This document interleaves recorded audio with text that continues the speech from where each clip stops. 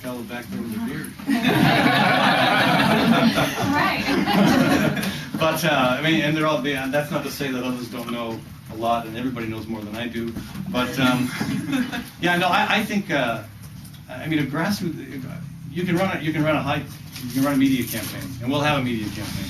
But our focus will be grassroots organizing. And to run a good grassroots campaign, you've got to have a database. You've got to have a way to manage information. You've got to have a way to communicate with people. Yeah, that's a website, YouTube, MySpace, Facebook. All those things are going to be important parts of how we reach out to people. I mean, the blogosphere is very important to us. A lot of folks are using that to communicate. And yeah, we certainly have some advantage because that's something we're good at. A lot of folks are actually writing to us asking if they can use the blogosphere, and these are more national contacts, but they're wanting to blog about this race. It's very interesting to people across the nation. So yes, we'll be using the technology. So you envision your race like becoming a cause célèbre, like among liberal groups or activist groups around the country or something like that? That's not my vision.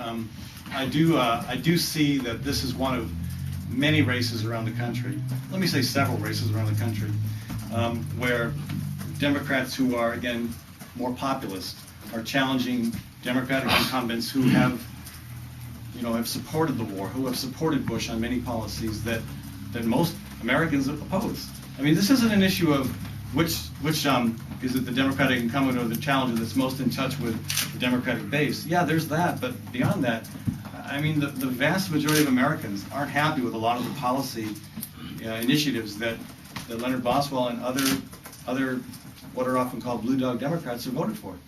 So, yeah, my campaign is one of several around the country that is running to try to change the character of the new Democratic Congress, because I think folks elected the Democratic Congress with a lot of hope and vision for significant change. It hasn't happened. I know there's been an obstacle in the White House, but still I think there's a feeling that we should have a Congress with more courage, more guts, more willingness to take some chances, and more ability to vote consistently with the majority. I mean, again, several of these bills, Congressman Boswell, even just two this past year, he wasn't voting with Braley and Lopez, he was voting with King and Langford.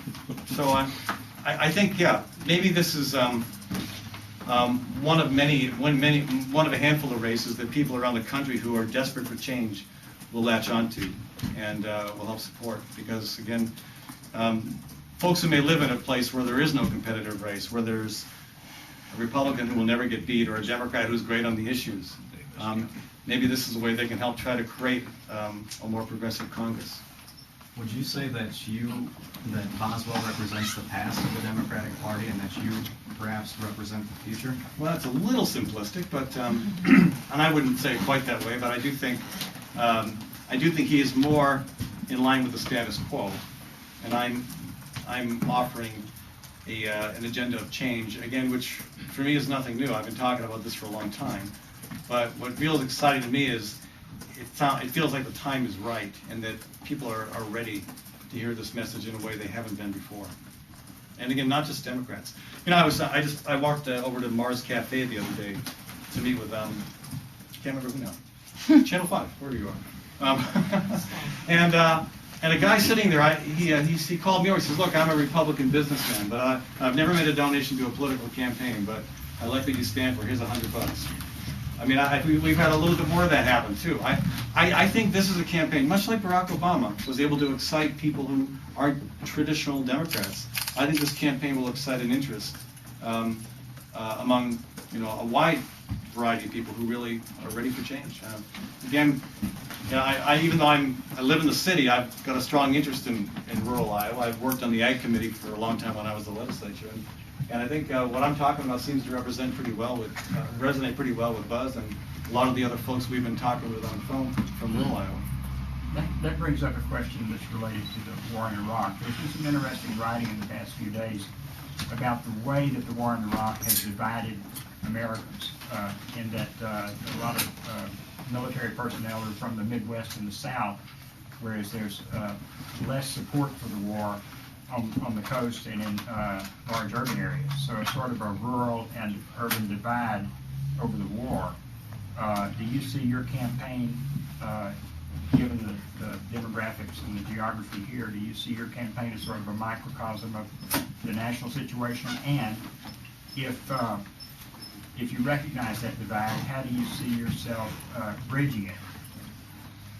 Well, you're kind of creating paradigms that aren't quite my own, but I'm trying to find a way to weave into them while respecting my own, how I indicate, how I see myself. But, I think my impression is that overall, people are very, very tired of this war, and maybe they're so tired that they're starting to, lose a little bit of interest in it. But I know that folks have really been fed up with, not just with the way George Bush got us into a war, on issues that apparently aren't even reality, the weapons of mass destruction, but they're also tired of seeing a lack of any attention to it. So I don't know how to answer that really, but I do think, I'm going to talk about that issue a lot because I feel very strongly about it.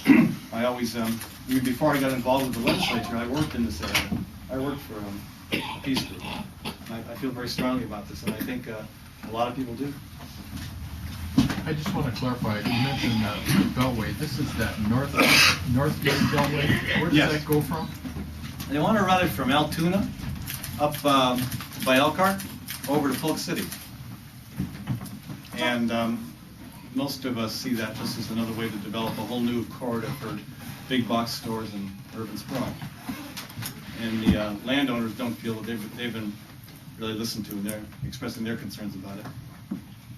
Talking about social issues, which haven't been talked about yet, in Iowa, we of course have the court case moving through on gay marriage, and several states in 2006 passed state constitutional amendments or laws prohibiting gay marriage. What are your opinions on gay marriage versus civil union?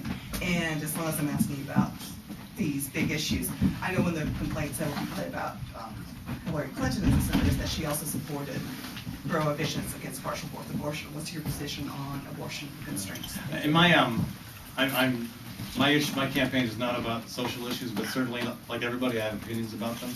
I've got a real strong libertarian streak running for me, and I don't like to see the government telling people what they can and can't do with their private lives. And if a woman's decision is her decision in that case, and the decision to marry is that couple's decision. And the more that government can keep its nose out of those issues and focus on the basic services the government is supposed to be about providing, I think the more we will be taken seriously as a country that really values personal liberty. Just for some background, what have you been doing since the governor's race? Well, I helped, spent a lot of time trying to help Chet Culver win his race for governor. I got behind him. And they got involved in John Edwards' campaign. Also, Lynn put together a group called I'm for Iowa, which is trying to continue to work on some of the state-level issues like campaign finance reform, hog confinements, climate change, trying to keep those issues moving forward. Just back to the Beltway, sorry to belabor that, but Boswell, got them some kind of a grant for that project, to study it or something like that? Didn't he land an earmark for that? I believe so. I believe I heard that's that right, from Stephanie with Thousand Okay. Friends. I'm pretty sure that's the case, but Okay. I want to double check that for sure.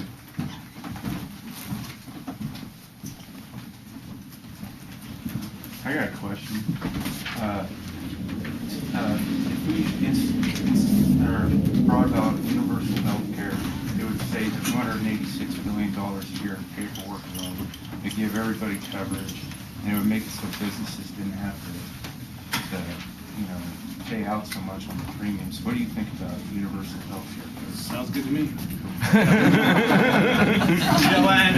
And I had to live without any health insurance for about 15 years. And I know how much easier it is for me to manage my healthcare needs with decent insurance policy. So, yeah, and I never want to talk about universal insurance. I'm going to talk about universal coverage. And that doesn't necessarily mean that I'm not sure. I don't really care for the plan that's moving forward that says everybody's got to buy insurance. That rubs me the wrong way. But I think we can get to a point where everybody has fair access and affordable access. How about single payer? That's one option. It's not the only option. I look at Germany and I see a plan that works pretty well that combines a Medicaid-style program with options to buy